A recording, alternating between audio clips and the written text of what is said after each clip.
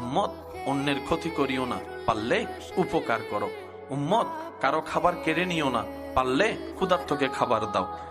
উম্মত উম্মত কারো অন্তরে অন্যায়ভাবে আঘাত দিও না, পারলে তার জীবন একটু শান্তির ব্যবস্থা করে দাও। সুবহানাল্লাহ।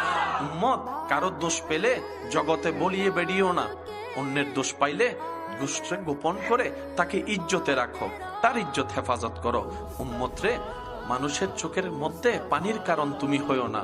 উম্মত, তুমি চলার পথে রাস্তায় কাঁটা দেখলে, পেরাক দেখলে সরিয়ে দাও, যেন অন্য ভাই তোমার কষ্ট না পায়। উম্মত রে, এক কথায় পৃথিবীর মালিক আল্লাহ তোমাদের কাছে আমানত দিয়েছে, আমানতদারিকে আমানতের মধ্যে রাখো।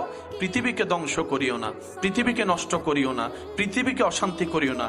কোরআন যে কথা বলে, লা তুফসিদু ফিল আরদে, রব বলে আমার জমিনে তোমরা ভাড়াটিয়া থাকতে দিয়েছি, মালিক কাউকে বানাইনি। সুতরাং জমিনে তোমরা ফাসাদ করিও না, অশান্তি করিও না, তর্ক বিতর্ক করিও না, জামিলা করিও না, রক্তপাত করিও না।